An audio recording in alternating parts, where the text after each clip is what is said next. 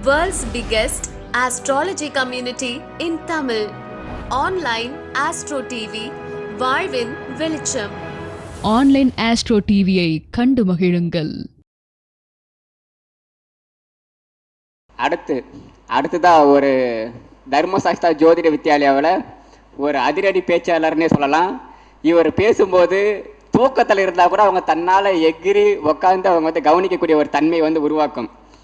அதுபோல் நான் ஐயா கிட்ட எனக்கு பிடிச்ச விஷயம் என்ன அப்படின்னா, இந்த டைட்டில் மட்டும் எப்படி டிஃப்ரெண்ட்டாக யோசிக்கிறாரு அப்படின்றது இன்ன வரைக்கும் எனக்கு தெரியாது.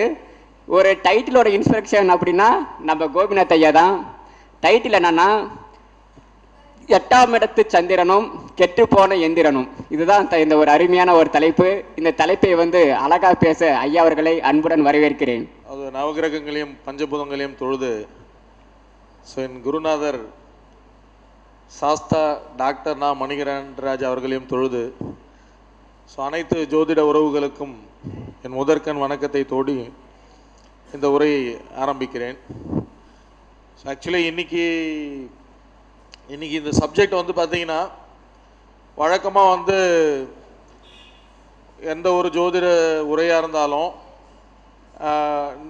ஸ்பெசிஃபிக்கலாக நான் பேசும்போது கிரகங்கள் தன் கடமையை செய்யும், சரிங்களா. பெருசாக நீங்கள் என்ன பரிகாரம் பண்ணாலும் அதனால் பெரிய பலன் வராது. ஒரு சின்ன ஒரு மனதைரியத்தையும் ஒரு சின்ன பாசிட்டிவான சேஞ்சஸையும் தரும் அப்படின்னு சொல்லுவேன். பட் இன்றைக்கி பார்த்தீங்கன்னா, இன்றைக்கி நம்ம பேச போகிற உரையில் எனக்கே கொஞ்சம் கான்ஃபிடன்ஸ் வருது, சரிங்களா.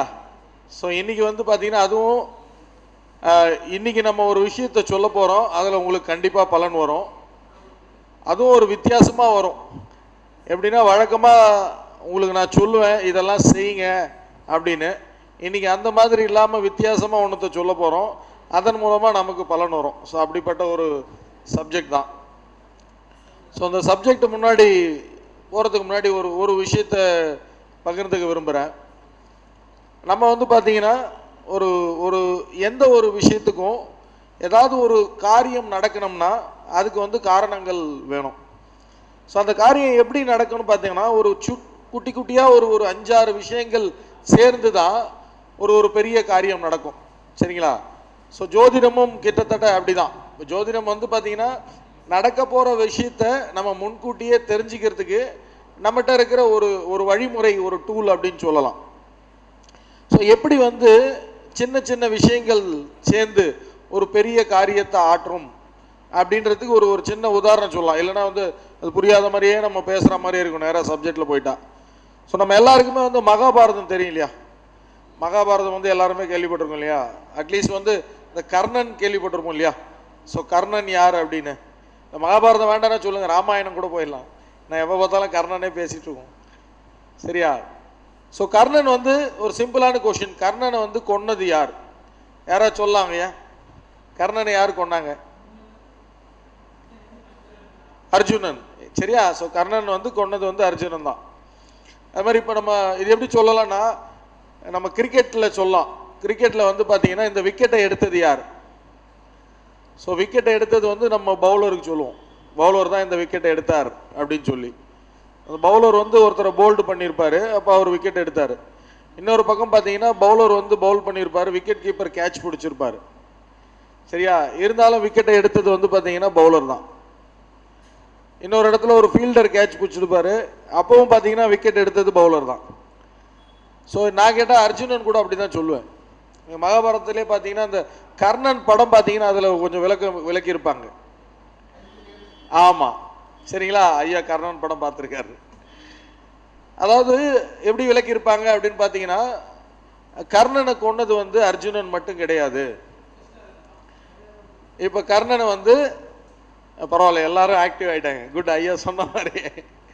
அதாவது அர்ஜுனனை பார்த்தீங்கன்னா, முதல்ல கர்ணனுக்கு ஒரு கவச குண்டலம் இருந்தது. அந்த கவச குண்டலம் இருக்கிற வரைக்கும் கர்ணனை யாராலையும் தோற்கடிக்க முடியாது.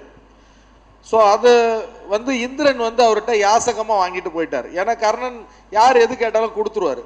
அந்த மாதிரி இந்திரன் அதை யாசகமாக வாங்கிட்டு போயிட்டார். அந்த விதத்தில் அவர் அவரை கொண்டுட்டார். அதுக்கப்புறம் பார்த்தீங்கன்னா, கர்ணன்ட்ட நாகாஸ்திரம்னு ஒரு அஸ்திரம் இருந்துச்சு, ஒரு தெய்வீக அஸ்திரம்னு சொல்லலாம். அதை வந்து அவர் எத்தனை தடவை வேணால் பிரயோகிக்கலாம். அது யார் மேலே பிரயோகிச்சாலும் அவங்கள கொன்றும். ஸோ கர்ணனுடைய அம்மா குந்தி வந்து இந்த நாகாஸ்திரத்தை அர்ஜுனன் மேலே ஒரு தடவைக்கு மேலே பிரயோகிக்க கூடாதுன்னு ஒரு வரம் வாங்கிட்டாங்க. சரியா? ஸோ இதனால் என்ன ஆச்சுன்னா ஒரே முறை தான் அவர் பிரயோகிச்சாரு. அப்போ வந்து கண்ணபிரான் என்ன பண்ணாருன்னா அந்த தேரை அழுத்தி காப்பாற்றிட்டாரு. ஸோ இதன் மூலமாகவும் கர்ணனை அவங்க ஒரு தடவை கொண்டாங்க. அதுக்கப்புறம் பார்த்தீங்கன்னா கர்ணனோட குரு வந்து பார்த்தீங்கன்னா பரசுராமர். சரிங்களா? அதாவது பிதாமகர் பீஷ்மர், குரு துரோணர், கர்ணன், இவங்க 3 பேருக்கும் வந்து குரு வந்து பரசுராமர் தான். அவர் ஒரு ஸ்டேஜில் வந்து ஃப்ரஸ்ட்ரேட் ஆகி அவர் என்ன முடிவு எடுப்பார்னா, சத்திரியர்களுக்கு நான் வந்து வில்வித்தை சொல்லித்தர மாட்டேன், பிராமணர்களுக்கு மட்டும்தான் சொல்லி தருவேன், எங்கள் ஸ்கூலில் வந்து அட்மிஷன் பிராமணர்களுக்கு மட்டும்தான் அப்படின்னு சொல்லிட்டாரு. ஸோ கர்ணனுக்கு வந்து வில்வித்தை கற்றுக்கணும். அவர் என்ன பண்ணார், ஒரு ஃபேக் சர்டிஃபிகேட் கொடுத்து ஜாயின் பண்ணிட்டார், நான் பிராமணன் தான் அப்படின்னு சொல்லி. ஸோ இதை வந்து ஒரு நாள் பரசுராமன் கண்டுபிடிச்சிருவார். கண்டுபிடிச்சிட்டு என்ன பண்ணார், உனக்கு வந்து உன்னோட உயிர் போகிற முக்கியமான நேரத்தில் நீ வந்து கற்றுக்கிட்ட வித்தியால நீ மறந்துடுவ அப்படின்னு சொல்லி அவர் ஒரு சாபம் கொடுத்துட்டார். ஸோ அந்த கர்ணனோட உயிர் போகிற நேரத்தில் அந்த சாபம் வேலை செஞ்சு அவரும் இவரை கொண்டா மாதிரி ஒரு கணக்காயிருச்சு. இது போக ஒரு பிராமணன் அவர் வந்து கர்ணனுடைய தேரில் அவரோட பையன் அடிபட்டு செத்துருவான். ஸோ அவரும் வந்து முக்கியமான நேரத்தில் உன்னுடைய தேர் வந்து ஒரு தரையில் வந்து புதைய கிடவுதுன்னு அவர் ஒரு சாபம் கொடுத்துருவார். ஸோ கரெக்டாக அந்த சாபமும் வேலை செஞ்சிடும். இப்படி பலதரப்பட்ட பேர் சேர்ந்து அர்ஜுனனை காப்பாற்றி கர்ணனை ஏற்கனவே கொண்டு இருப்பாங்க. சரியா? ஸோ இந்த கதை நல்லா தானே இருக்குது, எல்லாருக்கும் தெரிஞ்ச கதைனாலும் திரும்ப கேட்க நல்லா தானே இருக்குது. இப்போ நீங்கள் அப்படி பார்த்தீங்கன்னா ஜோதிடத்தில் கூட நம்ம சொல்கிறோம் இல்லைங்களா, ஜோதிடத்தில் ஒருத்தருக்கான நற்பலன்களும் கெடுபலன்களும், அப்படி பார்த்தீங்கன்னா கெடுபலன் ஒன்று கிடையவே கிடையாது, எல்லாமே நற்பலன் தான். சரிங்களா? ஒன்று உங்களுக்கு நல்லது நடக்கும், இல்லைன்னா உங்கள் கர்மா கழியும். ஸோ இந்த பலன்கள்லாம் எப்படி கிடைக்குன்னா பொதுவாக ஒரு விதி வந்து பார்த்தீங்கன்னா தசா புத்திகள் மூலமாக தான் நமக்கான பலன்கள் கிடைக்கும். நமக்கு வந்து என்ன யோக அமைப்பு இருந்தாலும் என்ன கிரக அமைப்பு இருந்தாலும் நம்மளுடைய தசா புத்திகளின் அடிப்படையில் தான் நமக்கு கிடைக்க வேண்டிய பலன்கள் கிடைக்கும்.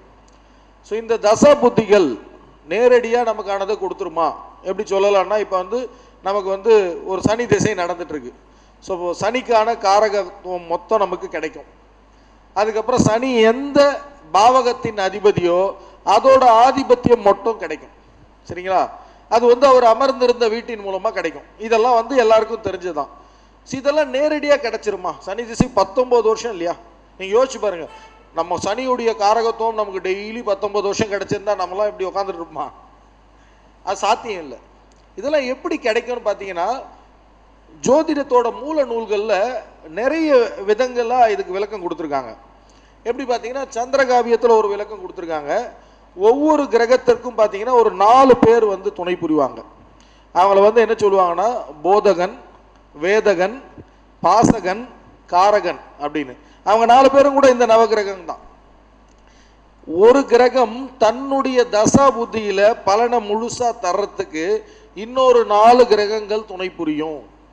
அவங்க அமர்ந்திருந்த இடத்தின் மூலமாகவும் முக்கியமா கோச்சார பலன்களின் மூலமாகவும் அவங்க இந்த பலன்களை செய்வாங்க. சரிங்களா? இது போக நம்ம பார்க்குறோம் இல்லைங்களா, தசா புத்தி, தசாநாதன், புத்திநாதன் தான் எல்லாத்துக்கும் காரணம்னா நம்ம ஜோதிடத்தில் பார்க்குறோம் 4வர் காலம்னு ஒன்று எல்லாரும் ஃபாலோ பண்ணுறோம். உண்மையாக சொல்ல போனால் இதை தான் நிறைய பேர் ஃபாலோ பண்ணுறாங்க. தசா புத்தி நிறைய பேர் பார்க்கறது இல்லை. நம்ம 4வர் காலம் ஃபாலோ பண்ணுறோம் இல்லைங்களா, ராகு காலம், யமகண்டம், சரிங்களா, குளிகன் காலம், இதெல்லாம் நம்ம ஃபாலோ பண்ணுறோம் இல்லைங்களா, இதை தான் சாமானிய மக்கள் ஃபாலோ பண்ணுறாங்க. எல்லாமே தசா புத்தினா இந்த 4வர் காலம் எதுக்கு? இதோட அமைப்பே என்னன்னு கேட்டிங்கன்னா இந்த 4வர் காலம் முக்குண வேலை, சரிங்களா, அதுக்கு அடுத்தது ஹோரைகள். இந்த எல்லா சின்ன சின்ன காரியங்களும் அந்த தசா புத்தி காலத்தில் நமக்கு கிடைக்க வேண்டிய பலாபலன்களை நமக்கு சரியான வழியில் தர்றதுக்கான ஒரு குட்டி குட்டி டூல்ஸ்.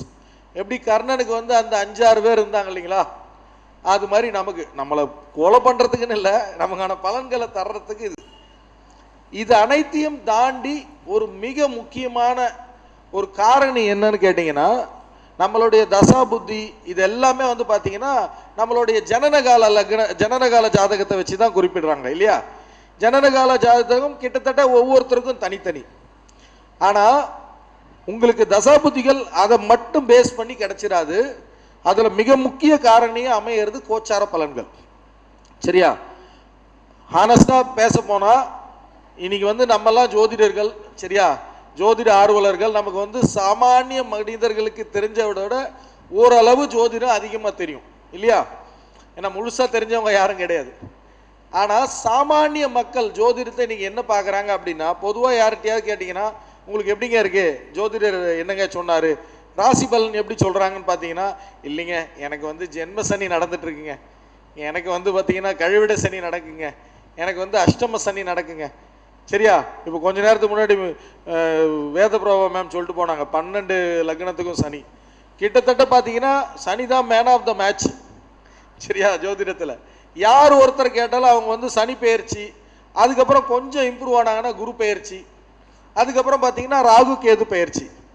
சரியா, அது நமக்கு தெரியலனா கூட நீங்கள் பேப்பர் எடுத்ததும் முதல்ல அதான் இருக்கும். நீங்கள் ஆன்மீக செய்திகள் எடுத்தீங்கன்னா ராகு கேது பெயர்ச்சி அப்படின்னு இருக்கும், இல்லை சனி பெயர்ச்சின்னு இருக்கும். இதெல்லாம் வந்து பேசிக்கலி கோச்சார பலன்கள். இந்த கோச்சார பலன்களும் சேர்ந்து தான் நம்மளுக்கு திசா புத்தி பலன்களை நமக்கு தரும். இது எப்படி தரும் அப்படின்னு பார்த்தீங்கன்னா, ஒருத்தருக்கு ஒரு விஷயம் நடக்கணும். ஏன்னா நம்ம வந்து கொஞ்சம் நாத்திகனா பேசணும் அப்படின்னா, ஏங்க இதெல்லாம் இருக்குங்க, எனக்கு என்ன நடக்கணும்ன்றது உன் வாழ்க்கை உன் கையில் சொல்லியிருக்காங்க இல்லையா. சரி, எனக்கு என்ன நடக்கணும்னு நான் முடிவு பண்ணுறதாங்க, நான் என்ன செய்கிறேனோ அதை பற்றி தான் நடக்குங்க அப்படின்னு. ஜோதிடத்தில் அதுக்கான விளக்கம் வந்து என்னென்னா, ஆமாம் நீங்கள் என்ன நினைக்கிறீங்களோ, நீங்கள் என்ன செய்கிறீங்களோ அதான் நடக்கும். ஆனால் நீங்கள் என்ன நினைக்கிறீங்க அப்படின்னு உங்களை நினைக்க வைக்கிறது ஒரு கிரகம், நீங்கள் என்ன செய்கிறீங்களோ உங்களை செய்ய வைக்கிறது ஒரு கிரகம். சரியா, அந்த விதத்தில் பார்த்தீங்கன்னா நம்ம ஒரு எல்லாருக்கும் புரிகிற மாதிரி ஒரு காமனான கருத்து சொல்லணும்னா, நம்மளுடைய லக்ன பலன்கள் நம்மளோட உடலை நம்மளுடைய செயல்களை பாதிக்கும், நம்மளுடைய கோச்சார பலன்கள் நம்மளுடைய மனநிலையை பாதிக்கும். சரியா, அந்த மாதிரி நம்ம எடுத்துக்கலாம். ஸோ கொஞ்சம் புரிகிற மாதிரி, இது 100% இதே கிடையாது, பட் இந்த மாதிரி நம்ம எடுத்துட்டு நம்ம பேசலாம். ஸோ இந்த மாதிரி கோச்சார பலன்கள் உங்களுக்கு வந்து சனி பகவான் பெயர்ச்சி அடைஞ்சு ஒரு இடத்துல போகும்போது அந்த பாவகத்துக்கு சம்பந்தப்பட்ட விஷயங்களை நீங்க செய்யும் போது சனி பகவானுடைய மனநிலையை உங்களுக்கு தருவார். அப்போ அந்த விஷயங்கள் உங்களை பாதிக்கும். இதுதான் வந்து கோச்சார பலன்கள். சரியா, இதுல வந்து நம்ம ராகு கேது சனி பெயர்ச்சி குரு பெயர்ச்சி எல்லாம் பார்த்துறோம். ரீசன் என்ன பார்த்தீங்கன்னா, சனி பகவானோட பெயர்ச்சி காலம் 2.5 வருஷம். சரியா, 2.5 வருஷத்துக்கு ஒரு தடவை வர்றதால அதை பத்தி ஒரு வாரம் 2 வாரம் நம்ம பேசுவோம். ரெண்டாவது, நிறைய படங்கள்லாம் வந்து சனி பகவானை பத்தியே எடுத்துட்டாங்க. சரியா, ராகு கேதுவை பத்தி எடுத்துட்டாங்க, அதனால ஃபேமஸ் ஆயிட்டாங்க. ஓகேவா. ஆனா உண்மையை சொல்ல போனா நான் இன்னைக்கு பேச வந்திருக்கிற சப்ஜெக்ட் வந்து கொஞ்சம் டிஃப்ரெண்ட். எப்படின்னா, நம்ம சில பழமொழிகள் சொல்லலாம். மனம் இருந்தால் மார்க்கம் உண்டு. சரியா, விதியை மதியால் வெல்லலாம், இந்த மாதிரி பழமொழிகள்லாம் உண்டு இல்லையா.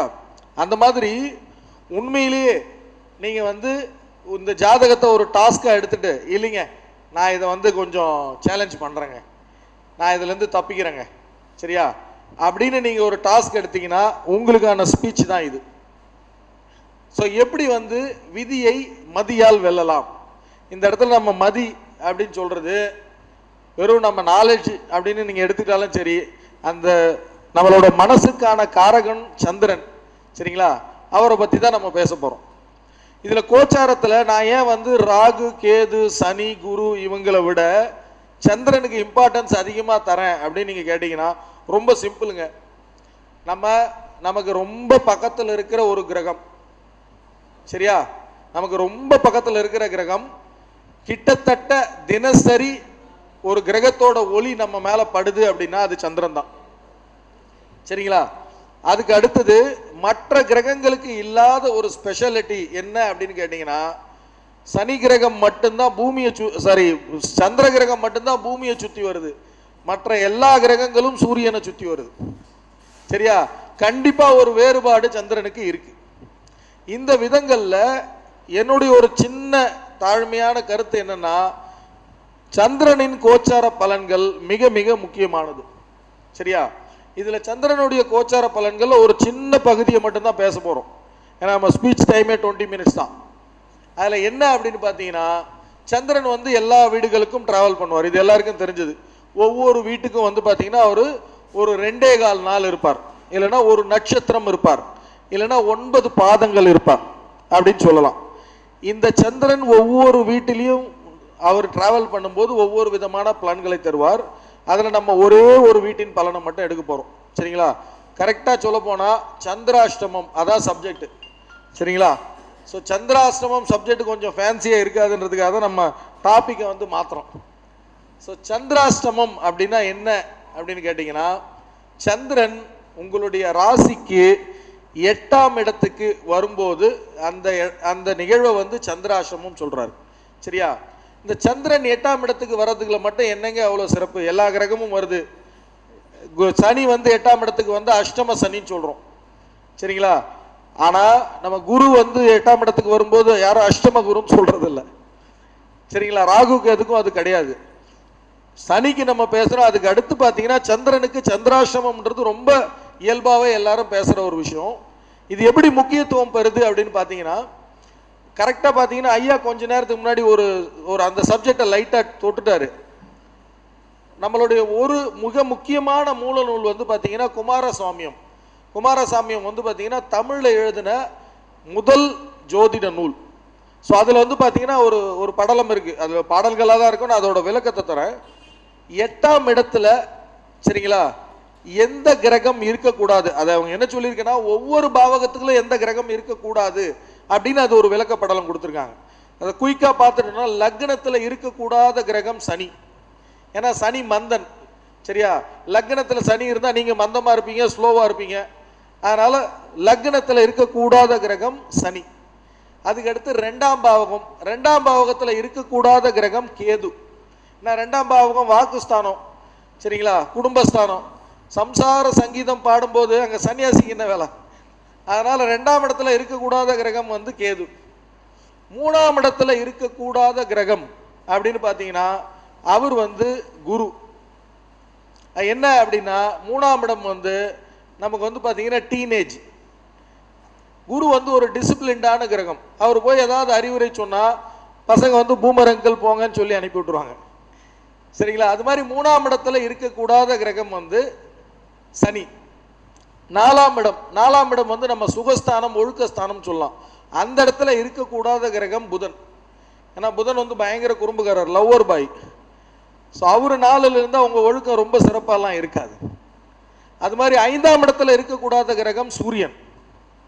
ரீசன் என்னன்னா 5ஆம் இடம் வந்து நம்மளுடைய பூர்வ புண்ணியம், நம்மளுடைய குழந்தைகள், சரியா, நம்மளுடைய ஒரு விளையாட்டு இப்படிலாம் சொல்லலாம். இந்த இடத்துல வந்து ஈகோ பார்க்கக்கூடாது. ஸோ பயங்கரமாக வந்து ஈகோ பார்க்குறவர் சூரியன். ஸோ அதனால் 5ஆம் இடத்துல சூரியன் இருக்கிறது சிறப்பான அமைப்பு இல்லை. அதுக்கு அடுத்தது 6ஆம் இடம் சுக்கிரன். சரிங்களா? சுக்கிரன் வந்து சுகத்தை தரவர். 6ஆம் இடம் சர்வீஸ். இது ரெண்டுத்துக்கும் சம்மந்தமே இல்லை. அந்த இடத்துல அவர் இருக்கக்கூடாது. 7ஆம் இடத்துல இருக்கக்கூடாத கிரகம் செவ்வாய். சரிங்களா? ஃபர்ஸ்ட் 7ஆம் இடத்துல செவ்வாய் இருந்தால் செவ்வாய் தோஷம். 2வது பொண்டாட்டி. பொண்டாட்டிகிட்ட நம்மலாம் கோவப்படக்கூடாது. நம்மகிட்ட பொண்டாட்டி தான் கோவப்படணுன்றது மூல நூல்லையே சொல்லியிருக்காங்க. சரிங்களா? அதுக்கு அடுத்தது 8ஆம் இடம். ஸோ 8ஆம் இடத்துல இருக்கக்கூடாத கிரகம் அப்படின்னு பார்த்தீங்கன்னா சந்திரன். அதை தான் நம்ம இப்போ பார்க்க போகிறோம். சரியா? 9ஆம் இடத்துல ஆப்வியஸ்லி அதை நான் உங்களுக்கு சொல்லவே வேண்டாம். 2ஆம் இடத்துல கேதுன்னா 9ஆம் இடத்துல ராகுன்னு உங்களுக்கே தெரியும். சரியா? இந்த மாதிரி ஒவ்வொரு இடத்துக்கும் இந்தந்த கிரகங்கள் இருக்கக்கூடாது அப்படின்னு சொல்லியிருக்காங்க. இதுக்கு இன்னொரு சப்போர்ட்டிங்கான விஷயமும் இருக்கு. காலபுருஷ தத்துவப்படி சந்திரன் நீசம் அடைகிற இடம் காலபுருஷனுக்கு 8ஆம் இடம். கரெக்டா? விருச்சிகத்தில் தானே வந்து நீசம் அடைகிறாரு. ஸோ காலபுருஷனுக்கே வந்து சந்திரன் 8ஆம் இடத்துக்கு போனால் நீசம் அடைஞ்சிறாரு. அதனால அது நமக்கு செல்லாது. சந்திராஷ்டமம் உள்ள நம்ம போகவே இல்லை. அதுக்குள்ளவே வந்து இவ்வளோ பாதகங்கள் இருக்கு. இன்னொரு முக்கியமான விஷயம், சந்திரன் 8ஆம் இடத்துல இருந்தால் என்ன பிரச்சனைன்னு பார்த்தீங்கன்னா சந்திரனோட பார்வை ரிலேட்டடாக நிறைய யோகங்கள் இருக்கும். நீங்கள் யோகங்கள் பார்த்தீங்கன்னா ஜென்ரலாக ஒரு கிரகம் இருக்கிற இடத்த வச்சு யோகத்தை சொல்லுவாங்க, கிரகத்தோட பார்வையை வச்சு ஒரு யோகங்கள் சொல்லுவாங்க. அதில் சந்திரனுடைய பார்வைக்கு மிக அற்புதமான யோகங்கள் இருக்கு. நீசபங்கம் சந்திரனோட பார்வைக்கு இருக்கு. அந்த விதத்தில் பார்த்தீங்கன்னா சந்திரன் 8ஆம் இடத்துல இருக்கும்போது அவர் சமசப்தமாக வந்து 2ஆம் இடத்தை பார்க்குறாரு. சரிங்களா? ஸோ 2ஆம் இடத்துக்கு தேவையான பார்வை பலம் கிடைக்காம சந்திரன் அங்கே மறைஞ்சு போறார். அதனால சந்திரன் எப்பெல்லாம் 8ஆம் இடத்துக்கு போதோ அப்போ 2ஆம் இடம் மிகப்பெரிய அளவில் பாதிக்கப்படும். அதாவது 2ஆம் இடம் நீங்கள் சொன்னால் குடும்பஸ்தானம், வாக்குஸ்தானம், வருமானஸ்தானம், தனஸ்தானம், நீங்கள் நிறைய சொல்லிட்டே போகலாம். இது அத்தனையும் பாதிக்கப்படும். இந்த விதத்தில் இந்த 8ஆம் இடம் சந்திரனுக்கு எந்தெந்த விதத்திலெல்லாம் பிரச்சனை தருது அப்படின்றதுக்கான சின்ன சின்ன உதாரணங்கள் இது. சரியா? இதுக்கு அடுத்தது சந்திராஷ்டமம். நான் ஏற்கனவே சொன்ன மாதிரி சந்திராஷ்டமம்னா என்னன்னா, உங்களுடைய ஜென்ம ராசிக்கு, லக்னத்தில் இதில் குழப்பிக்க வேண்டாம், உங்களுடைய ஜென்ம ராசிக்கு 8ஆம் இடத்துல கோச்சாரத்தில் சந்திரன் போகும்போது உங்களுக்கான சந்திராஷ்டமம் பீரியட். இது எவ்வளோ நாள்னு கேட்டிங்கன்னா 2.25 நாட்கள் இந்த இது இருக்கும். இதில் சில பேர் வந்து ஷார்ட்கட், நம்ம எப்பவுமே சொல்லுவோம், சார் 2.25 ரொம்ப பெருசு, டெஸ்ட் மேட்ச் மாதிரி, குறைங்க 1 டே மேட்ச் விளையாடுங்க அப்படின்னா ஓகே. ஜோதிடத்தில் எல்லாத்துக்கும் வழி இருக்கு. நீங்கள் என்ன பண்ணலாம்னா, சந்திரன் வந்து ஏதாவது ஒரு நட்சத்திர காலில் தானே நிற்பார். அது மாதிரி உங்களுடைய நட்சத்திரம் இருக்கு இல்லையா? ஸோ உங்களுடைய நட்சத்திரத்திலிருந்து கால்குலேட் பண்ணிங்கன்னா 17வது நட்சத்திரம், அதாவது 2-8-16, 17வது நட்சத்திரம் வந்து உங்களுக்கான சந்திராஷ்டம நட்சத்திரம். அதுக்கு அடுத்தது எங்கள் ஐயாவோட ஒரு பைபாஸ் இருக்குது, இல்லைங்க அதுவும் வேண்டாம் எங்களுக்கு 20-20 வேணுங்க அப்படின்னு சொன்னீங்கன்னா, உங்களுடைய நட்சத்திர பாதம், உங்களுடைய நட்சத்திரம் பாதத்திலிருந்து 64வது பாதம், ஒரு ராசிக்கு 9 பாதம் இல்லையா? சரியா? 7, 9, 63, 8வது ராசி 64வது பாதம், 64வது பாதம் இப்படி கூட நீங்கள் வச்சுக்கலாம். ஆனால் இதில் ஒரு ரிஸ்க் இருக்குங்க, நான் பின்னாடி சொல்கிறேன். எப்படின்னா, ஒரு நாள்னு வச்சிங்கன்னா 2.25 நாள், ஒரு நட்சத்திரம்னு வச்சிங்கன்னா கிட்டத்தட்ட ஒரு 46 மணி நேரத்துலேருந்து 50 மணி நேரம். ஒரு பாதம்னு வச்சிங்கன்னா பயங்கர கன்வீனியன்ட்டு, சார் 4 மணி நேரத்துலேருந்து 5 மணி நேரம், இதில் மட்டும் நம்ம சந்திராஷ்டமத்தை கொண்டாடிக்கலாம் அப்படின்னு நம்ம நினைக்கலாம். சரியா? பட் இதில் வந்து ஒரு பாதகம் இருக்குது, அதை அப்படியே பார்க்கக்கூடாது. இந்த நேரத்தில் என்ன நடக்குங்க? இந்த மாதிரியான ஒரு சந்திராஷ்டமத்தில் நீங்கள் ஏன் வந்து எந்திரன்லாம் கெட்டு போகுது அப்படின்னு சொல்கிறீங்க, என்ன நடக்கும் அப்படின்னு பார்த்தீங்கன்னா ரொம்ப சிம்பிளுங்க. இந்த 8ஆம் இடத்துல என்ன நடக்கணும் ஒரு வேடிக்கையாக ஒன்று சொல்லலாம். 7ஆம் பாவகம் என்ன பாவகம்? கலஸ்திரஸ்தானம் இல்லையா? சரியா? கலஸ்திரஸ்தானம்னா எல்லாருக்கும் அப்போ கல்யாணம்னு வச்சுக்கலாமா? ஸோ ஒருத்தனுக்கு கல்யாணம்னா என்னங்க ஆகும்? கல்யாணம்னா என்ன ஆகும்? உண்மையை சொல்லிட்டுங்களா? இப்போ எங்கள் ஆஃபீஸில் பார்த்தீங்கன்னா ஒருத்தனுக்கு கல்யாணம் ஆகும். அந்த கல்யாணம் ஆகிட்டு அவன் வந்து லீவெல்லாம் முடிச்சுட்டு ஆஃபீஸ் வரும்போது பார்த்தீங்கன்னா அப்படியே அவனை சுற்றி ஒரு ஒளிவட்டம் தெரியும். சரியா? அவனுக்கு வந்து பார்த்தீங்கன்னா கிட்டத்தட்ட பார்த்தீங்கன்னா அவனுக்கு ஒன்றும் மூளையே வேலை செய்யாதுங்க. இல்லைங்க, நான் வந்து அதுக்கு முன்னாடிலாம் பார்த்தீங்கன்னா அவன் நைட்டெல்லாம் உட்காந்து வேலை பார்த்துட்டு இருப்பான். அன்றைக்கி வந்து சார் சாயங்காலம் ஒரு 6:15 நான் கிளம்புனேன் சார். என்னப்பா? நான் இல்லை சார், நான் போய் மார்க்கெட்டுக்கு போகணும், அதுக்கப்புறம் தண்ணி பிடிக்கணும். சரி, அதுக்கு பார்த்தீங்கன்னா அவனோட ரொட்டீன் மொத்தமே வந்து மாறிடும். ஏதாவது ஒன்று அதுக்கு முன்னாடி வந்து எப்பா என்னப்பா இந்த வாரம் படத்துக்கு போகலாமா அப்படின்னு நான் வரேன்னுவான். அப்போ கேட்டால் என்ன சொல்லுவான், சார் ஒரு ஒய்ஃபிட்ட ஒரு தடவை கேட்டுக்கிறேன் அப்படிவான். நீங்கள் பார்த்தீங்கன்னா அந்த 7ஆம் இடம் முடிஞ்சு 8ஆம் இடம் வரும்போது கிட்டத்தட்ட அவன் அப்படியே மாறி இருப்பான், ஒரு பிளைண்டாக இருப்பான். அவன் தெளிஞ்சிலாம் வர்றதுக்கு ஒரு இந்த ஆடிச்சீருக்கு பொண்டாட்டி போயிட்டு ரிட்டர்ன் வரும்போது அவனுக்கு ஒரு தெளிவே கிடைக்கும். சரியா? இது வந்து ஒரு நேச்சுரலான ஒரு விஷயம். அந்த விதத்தில் 8ஆம் இடத்துல உங்களுக்கு சந்திரன் போய் மறைஞ்சா என்ன ஆகும் அப்படின்னு கேட்டிங்கன்னா, ஒரு ரொம்ப ஹை ஸ்பீடில் நீங்கள் வந்து ஒரு பைக்கோ காரோ ஒரு ஹைவேல ஓட்டிட்டு இருக்கீங்க. சரிங்களா? திடீர்னு வந்து பார்த்தீங்கன்னா உங்களுக்கு ஒரு 10 செகண்ட் கண்ணு தெரியல, ஒன்றுமே தெரில. சரிங்களா? ஆனால் வண்டியை நீங்கள் ஓட்டிகிட்டே இருக்கணும். அப்போ என்ன ஆகும்? திங்க் பண்ணி பாருங்க. அதுதான் ஆகும்.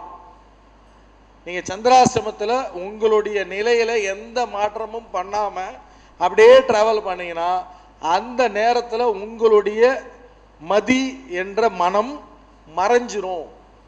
ஸோ மதி என்ற மனம் மறைஞ்சிட்டா உங்களுக்கு ஒரு விஷயத்தை சரியாக யோசித்து முடிவு பண்ணுற திறன் உங்களுக்கு கிடைக்காது. இது வந்து சந்திராசிரமத்தோட நேரடி விளைவு. மறைமுக விளைவு என்ன அப்படின்னு கேட்டிங்கன்னா, நான் ஏற்கனவே சொன்ன மாதிரி சந்திரனுடைய பார்வை 2ஆம் பாவகத்துக்கு கிடைக்காது. ஸோ உங்களுடைய வாக்குஸ்தானம் பாதிக்கப்படும். நீங்கள் வழக்கமாக இப்போ பேசுகிற மாதிரிலாம் என்னால் சந்திராசிரமம் அன்னைக்கு பேச முடியாதுன்னா டெஸ்ட் பண்ணி தான் பார்க்கணும். சரிங்களா? ஸோ அந்த வாக்குஸ்தானம் நேரடியாக வந்து சந்திரனால் பாதிக்கப்படும். இன்னும் கரெக்டாக சொல்ல போனால் இந்த மூளைக்கும் வாய்க்கும் நடுவில் இருக்கிற ஒயரு கனெக்ஷன் விட்டு போயிடும். சரியா? கனெக்ஷன் விட்டு போயிட்டு நம்ம ஏதாவது ஒன்று பண்ணுவோம். ஒரு சொல்லலாம், ஒரு சில பேருக்குலாம் வந்து பார்த்தீங்கன்னா இதோட இன்னும் சிலதெல்லாம் இருக்குது. நம்ம அந்த பாவகம் வைஸ் பார்க்கலாம். இந்த சந்திராசிரமம் நடக்கும்போது பார்த்தீங்கன்னா வேற ஏதாவது ஒரு கிரகம் வலுத்துரும். எப்படி இப்போ இதே சொல்லலாம் இல்லையா, காலபுருஷனுக்கு 8ல் சந்திரன் நீசமடையுதா? ஸோ எந்த கிரகம் உச்சமடையுது? கஷ்டமான கேள்வியா? செவ்வாய் ஆட்சி பெறாரு, ராகு உச்சம் பெறாரு இல்லையா? நீங்க யோசிச்சு பாருங்க, இவங்க 2 பேரும் ஒண்ணு, சந்திரனும் கேதுவும். ஒரு கிரகம் செவ்வாய் என்ற ஒரு கோபக்கார கிரகம் ஆட்சி பெறுது, இன்னொரு தீய கிரகம் உச்சம் பெறுது. சரிங்களா? அது எப்படி வேலை செய்யணும் ஒரு வேடிக்கையாக சொல்லலாம். என்ன பண்ணாருன்னா, நம்மால் ஒருத்தர் அவரோட ஒய்ஃபை கூப்பிட்டுட்டு, புதுசாக கல்யாணம் ஆயிருக்கு, அவரோட ஒய்ஃபை கூப்பிட்டுட்டு வெளியே போகிறாரு, ஒரு ஆட்டோ பிடிச்சி வெளியே போயிட்டே இருக்காரு. சரியா? வெளியே போயிட்டே இருக்கும்போது பார்த்தீங்கன்னா அந்த ஆட்டோக்காரன் பார்க்குறான், கல்யாணம் ஆன புது பொண்ணு பார்த்ததுமே தெரியும் இல்லையா, அவன் என்ன பண்ணுறான், அந்த கண்ணாடி வழியாக பார்க்குறான் அந்த பொண்ணை. இதை வந்து இவன் வீட்டுக்காரன் பார்த்துறான், ஏய் என்ன இவன் என் பொண்டாட்டியை பார்க்குறானே அப்படின்னு. சந்திராஷ்டிரமம் அன்றைக்கி அவனுக்கு. அவன் என்ன பண்ணுறான், அது பேர் அவன் உன்னை பார்க்குறான், நீ மாறி உக்காருன்ட்டு அந்த பொண்ணை லெஃப்ட்டில் உட்கார வச்சுட்டு இவன் ரைட்டில் உட்காரான். ஆட்டோக்காரன் என்ன பண்ணுறான், அவன் ஸ்மார்ட்டு, அவனுக்கு சந்திராஷ்டிரமம் இல்லை, அவன் கண்ணாடியை இந்த பக்கம் திருப்பிக்கிறான், திருப்பிட்டு திரும்ப ஒரு சைட் அடிக்கிறான். இவனுக்கு கோவம் வருது. சரியா? ஆட்டோக்காரன் என்ன வான் பண்ணுறான், வேறு எதுக்கு நீ இந்த கண்ணாடியில் என் ஒய்ஃபை வர, இந்த வேலையெல்லாம் வச்சுக்காத அப்படின்னு. அவன் வந்து இல்லை சார் நான் அதை பார்க்கல, நான் ரோட்டை தான் பார்க்குறேன் அப்படிங்கிறான். பார்த்துட்டு அதுக்கப்புறம் கொஞ்ச நேரம் அவன் பார்க்கல, ஒரு 2 செகண்ட் 10 செகண்ட் கழிச்சு திரும்ப பார்க்க ஆரம்பிக்கிறான். இவனுக்கு என்னடா இது நடக்குதுன்னு இவனுக்கு கோவம் வருது. இறங்கி சண்டையே போடுறான், நீ வந்து இது மாதிரிலாம் பண்ணனா நான் போலீஸில் கம்ப்ளைண்ட் பண்ணிடுவான். அவனு, சார் இல்லை சார் நான் அப்படிலாம் பண்ணலை, சரி நீங்கள் வாங்க நான் அப்படி பண்ண மாட்டேன்ட்டு உட்கார வச்சு திரும்ப ஆட்டோ ஓட்டுறான். ஒரு 10 செகண்ட் கழிச்சு இவனுக்கு என்ன ஆச்சுன்னு தெரில, சந்திராசிரமம் திடீர்னு பீக் ஆயிடுச்சு. டேய் நீ பார்த்துட்டே தான் வர அப்படின்னு. ஆட்டோக்காரன் இல்லை நான் பார்க்கலன்றான். சரியா? நம்மால் என்ன பண்ணுறான், இல்லை இது பிரச்சனையாகுது, நீ ஒன்று பண்ணு, நான் ஆட்டோ ஓட்டுறேன், நீ வந்து பின்னாடி உக்காரு அப்படின்ட்டு இவன் உக்காந்துட்டு ஆட்டோ ஓட்டிட்டு போகிறான். இதுதான் சந்திராசிரமத்தோட விளைவு. சரியா? அந்த நேரத்தில் அவன் பொண்டாட்டியை பார்க்கறதுக்கு கோவப்படுறவன் பொண்டாட்டி பக்கத்தில் ஆட்டோக்காரனை உட்கார வச்சுட்டு இவன் ஆட்டோ ஓட்டிட்டு போவான். ஸோ நம்ம மூளை எந்த அளவுக்கு மாறும் அப்படின்றதுக்கு இது ஒரு உதாரணம். சரியா? ஸோ இந்த மாதிரி நீங்கள் உங்களோட தினசரி வேலைகளில் சந்திராஷ்டமத்தை அன்னைக்கு நீங்கள் ஒரு விஷயத்தை அப்ரோச் பண்ணீங்கன்னா இந்த மாதிரியான பாதிப்புகள் நமக்கு ஏற்படும்.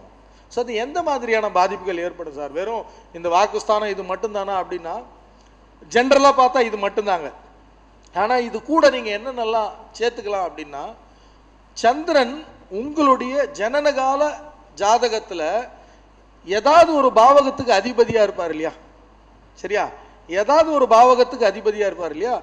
அந்த பாவகத்துடைய விஷயங்கள் அதிகமாக பாதிக்கப்படும். ஒரு உதாரணத்துக்கு சந்திரன் வந்து உங்களுக்கு லக்னாதிபதி அப்படின்ற பட்சத்தில் நீங்கள் பயங்கர கன்ஃபியூஸ் ஆயிருவீங்க, இந்த ஆட்டோக்கார மாதிரி ஆயிடுவீங்க. சரிங்களா? சந்திரன் உங்களுக்கு 2ஆம் அதிபதி வாக்குஸ்தானம் அப்படின்னா, பொண்டாட்டிகிட்ட போயிட்டு ஏன் வந்து ரசத்தில் ஏன் வந்து கத்திரிக்காய் போடலைன்னு சண்டை போட்டுட்டு நம்ம மாட்டிகிட்டு இருப்போம். சரிங்களா? அவன் சொல்லுவோம், அவன் எப்போ ரசத்தை பார்த்தான்னு தெரில, ரசத்தில் கத்திரிக்காய் காணும்னு சண்டை போடுறான் அப்படின்னு ஒய்ஃபு சண்டை போடுவாங்க. 3ஆம் இடம் நீங்கள் வந்து பார்த்தீங்கன்னா ஒரு சிறு பயணம். சரியா? ஒரு சிறு பயணம் பண்ணும்போது நம்ம வந்து எங்கேயாவது பைக் எடுத்துகிட்டு போய் ஏதோ ஒரு மைண்ட் செட்டில் எங்கேயாவது முட்டிட்டு அடிபட்டுட்டு வருவோம்.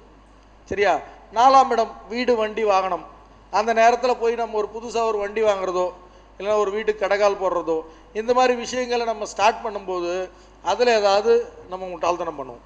5ஆம் இடம் வந்து பார்த்தீங்கன்னா ஷேர் மார்க்கெட்டுன்னு சொல்லலாம்.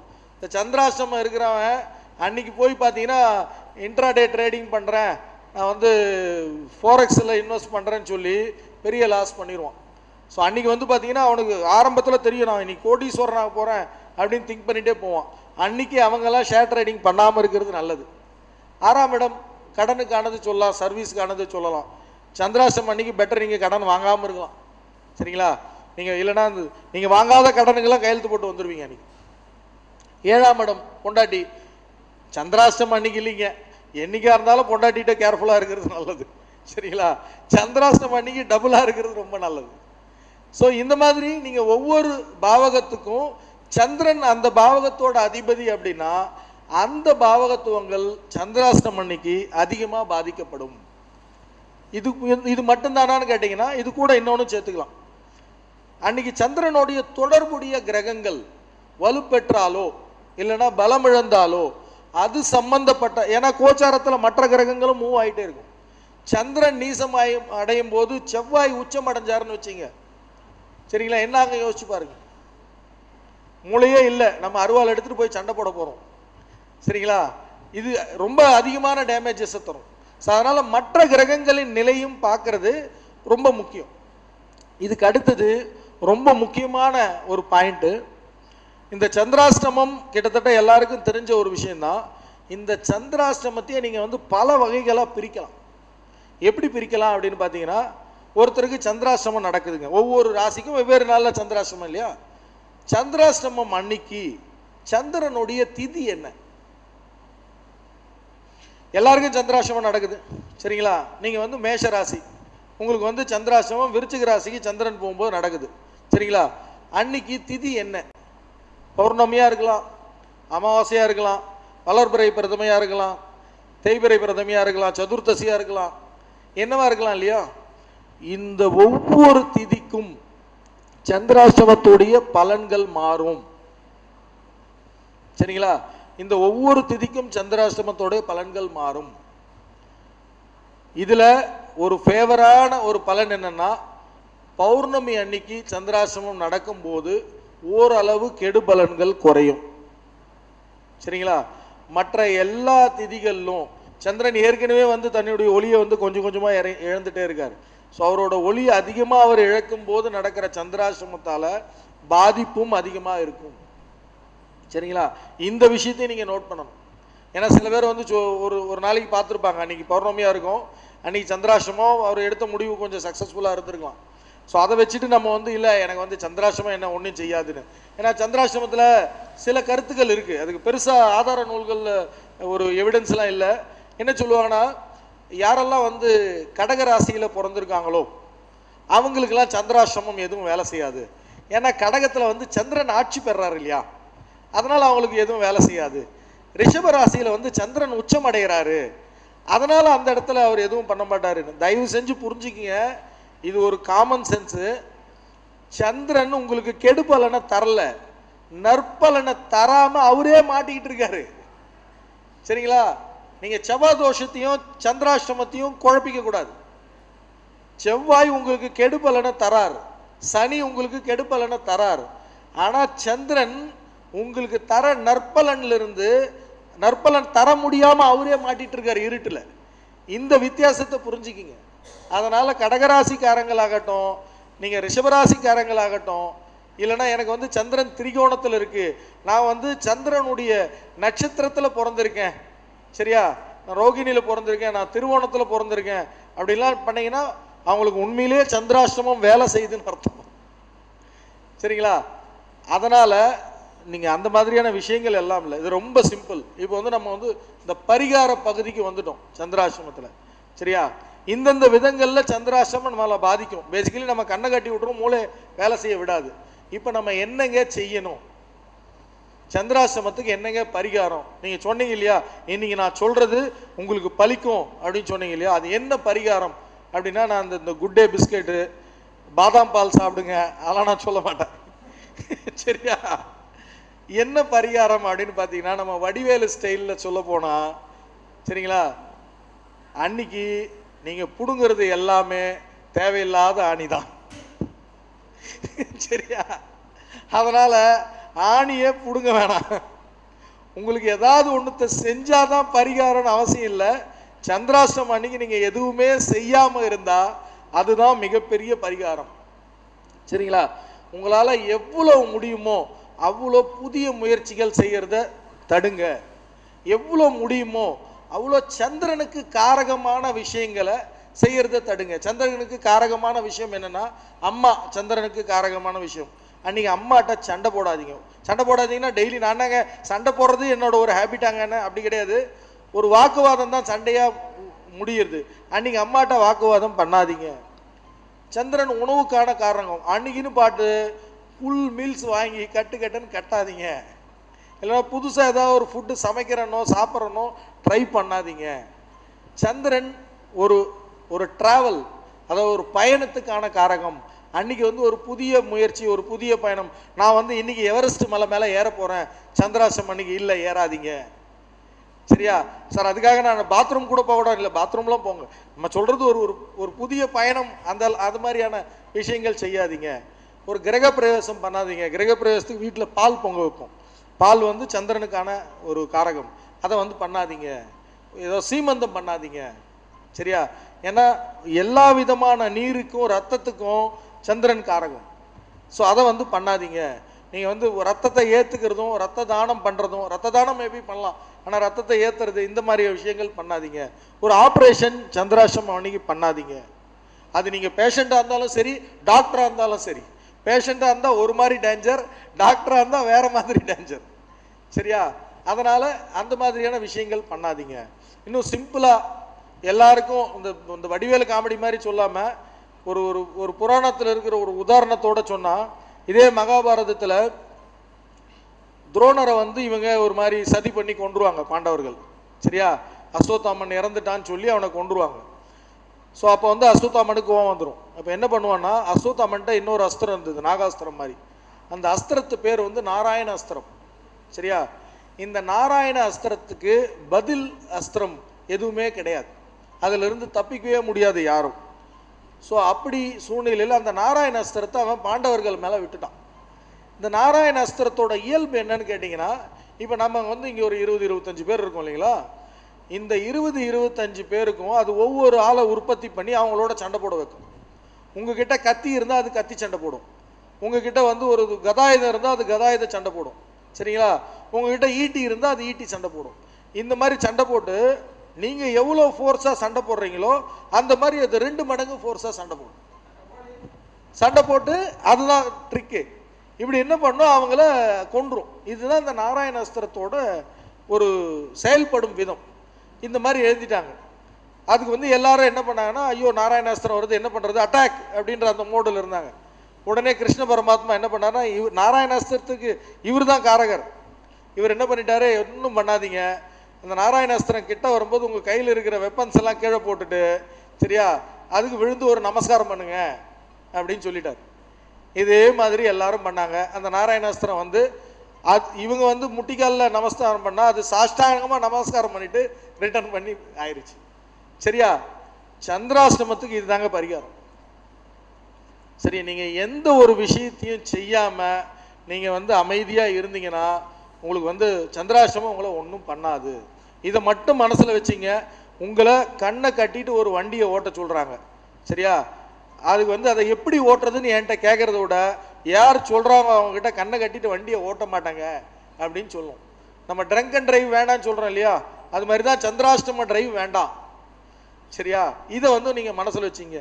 இல்லைங்க நான் வந்து அப்படி தாங்க நான் பண்ணுவேன் அப்படின்னு சொன்னீங்கன்னா, நான் வந்து ஒரு கடைசியாக ஒரு கதையை சொல்லி முடிச்சுக்கிறேன். ஏற்கனவே நான் வந்து ஒரு உப்மா கதை சொல்லி பயங்கர ஃபேமஸ் ஆயிடுச்சு. சரியா? இது வந்து அந்த உப்மா கதையோட தொடர்ச்சி. ஒருத்தர் வந்து என்ன பண்ணாரோ, ஹாஸ்டலில் தங்கியிருந்தாங்களாம் ஒருத்தன். அவனுக்கு வந்து சின்ன வயசுலேருந்தே உப்மா பிடிக்காதான். ஆனால் என்ன பண்ணாங்கன்னா, இந்த ஹாஸ்டலில் பார்த்தீங்கன்னா அது வந்து ஒரு தமிழ்நாட்டோட மாநில உணவுன்னு சொல்லலாம், இல்லைன்னா இந்தியாவோட தேசிய உணவுன்னு கூட சொல்லலாம். ஏன்னா நான் மகாராஷ்டிராவில் இருந்தப்போட உப்மா போட்டாங்க. ஹாஸ்டலில் வந்து பார்த்தீங்கன்னா டெஃபினட்டாக 2 நாள் உப்மா இருக்குங்க. ஸோ இவனுக்கு வந்து உப்மா பிடிக்காது. இவங்கெல்லாம் என்ன பண்ணாங்கன்னா, ஏதோ பண்ணி ஒரு யூனியன் ஃபார்ம் பண்ணி இவங்க வந்து உப்மா வேண்டாம் அப்படின்னு ஒரு ஸ்ட்ரைக் பண்ணாங்களாம். உடனே ஹாஸ்டல் வார்டன் என்ன சொல்லிட்டாரு, ஓகே உப்மா வேணான்னா நீங்கள் என்ன பண்ணுங்கள், ஒரு எலெக்ஷன் வைங்க. யாரெல்லாம் வந்து உப்மா வேணான்னு சொல்கிறீங்களோ அவங்கெல்லாம் வந்து அதுக்கு ஓட் பண்ணுங்க. அது ஓட் பண்ணுறது மட்டும் இல்லாமல் உப்மாவுக்கு பதில் அல்டர்னேட்டை நீங்கள் கொடுங்க. பேஸ்டு ஆன் தட் நாங்கள் வந்து முடிவு எடுக்கிறோன்னு சொல்லிட்டாங்களாம். இது என்ன மிஸ்டேக் பண்ணிட்டானுங்கன்னா, இந்த உப்மாக்காக வந்து எலெக்ஷன் வச்ச அன்னைக்கு சந்திராஷ்டமம். சரிங்களா? அந்த கமிட்டி மெம்பரில் ஒரு 3-4 பேருக்கு அன்றைக்கி சந்திராஷ்டமம். எலெக்ஷன் வச்சாங்க. இவனுக்கு என்ன பண்ணானுங்க, அன்றைக்கி நைட்டே ரூமாக சொல்லிட்டானுங்க, டேய் எவனுமே உப்மாவுக்கு ஓட்டு போடக்கூடாது, உப்மா டவுன்னு எல்லாருக்கும் சொல்லிட்டானுங்க. எல்லாரும் சத்தியம் பண்ணிட்டானுங்க, கண்டிப்பாக நாங்கள் உப்மா சின்னத்துக்கு ஓட்டு போட மாட்டோம் அப்படின்னு. எலெக்ஷன் நடந்தது. ஒவ்வொருத்தனும் எலெக்ஷன் முடிச்சுட்டு வந்து விசாரிச்சாங்க, எல்லாரும் கன்ஃபார்ம் பண்ணாங்க நாங்கள் உப்மாவுக்கு ஓட்டு போடலை அப்படின்னு. ஆனால் ஒரு கேட்டகரி இவங்க கேங்கில் இல்லை, அவங்க உப்மா சின்னத்துக்கு ஒரு 30% ஆட்கள் அவன் உப்மாவுக்கு ஓட்டு போட்டிருந்தான். எலெக்ஷன் முடிவு வந்துச்சு, ரிவைஸ்டு மெனு அப்படின்னு பப்ளிஷ் பண்ணாங்க. ரிவைஸ்டு மெனுவில் பார்த்தீங்கன்னா 2 நாள் வாரத்துக்கு உப்மா இருந்துச்சு இல்லையா, இப்போ 3 நாள் உப்மான்னு மாற்றிட்டாங்க. எல்லாருக்கும் பயங்கர ஷாக்கு, என்னடா ஆச்சு அப்படின்னு எல்லாரும் கூடி நாங்களாம் உப்மாவுக்கு ஓட்டு போடலை, அப்புறம் எப்படி உப்மா செலக்ட் ஆச்சு அப்படின்னு கேட்டால் என்ன நடந்ததுன்னு பார்த்தீங்கன்னா, அந்த 30% ஆட்கள் உப்மாவுக்கு ஓட்டு போட்டாங்க. மிச்சம் இருக்கிற 70% ஆட்கள் உப்மாவுக்கு ஓட்டு போடல. பட் அதுக்கு பதில் அல்டர்னேட் கேட்டான் இல்லையா, ஒருத்தன் பிரியாணி, ஒருத்தன் தோசை, ஒருத்தன் பரோட்டா அப்படின்னு போட்டு இந்த ஃபுட்டில் எதுவுமே மெஜாரிட்டி வாங்கலை, உப்மா தான் மெஜாரிட்டி வாங்குச்சு. சரிங்களா? இதுக்கும் இந்தியாவில் நடக்கிற அரசியலுக்கும் எந்த தொடர்பும் இல்லை. சரியா? இந்த மாதிரி நடந்து திரும்ப உப்மாவே ஜெயிச்சு உப்மா திரும்ப மெனுக்கு வந்துருச்சு. சரியா? ஸோ அதனால் இதை வேடிக்கையாக மட்டும் எடுத்துக்காம, ஸோ இந்த சந்திராஷ்டமத்துக்கு எப்படி நடந்துக்கணுன்றது இதிலிருந்து நீங்கள் புரிஞ்சுக்கிட்டு அதன் மூலமாக பலன் பெறுமாறு அனைவரையும் வேண்டி கேட்டுக்கொள்கிறேன். ஸோ வாய்ப்பளித்த தர்மசாஸ்தா வித்யாலயாவின் நிறுவனருக்கும் ஸோ ஆன்லைன் ஆஸ்ட்ரோ டிவிக்கும் நன்றி கூறி விடைபெறுகிறேன். நன்றி, வணக்கம். ஓகே, அற்புதம். ஐயா பலன் பற்றி பார்த்தீங்கன்னா சந்திரனை மட்டும் தான் பேசுவார்னு நினச்சேன். ஆரம்பத்தில் நிறைய பலன்னு சொல்லிட்டாரு. இருந்தாலும் நமக்கு சந்திராஷ்டமம் எவ்வளோ பெரிய ஒரு விளைவுகளை ஏற்படுத்தும் அப்படின்றத தெள்ள தெளிவாக ஐயா தன்னுடைய பேச்சு மூலமா நிரூபிச்சிருக்கிறாரு. அவரை பாராட்டி ஐயா புருஷோத்தமன் ஐயா அவர்களை புக்கு கொடுத்து சிறப்பிக்குமாறு அன்போடு வரவேற்கிறேன்.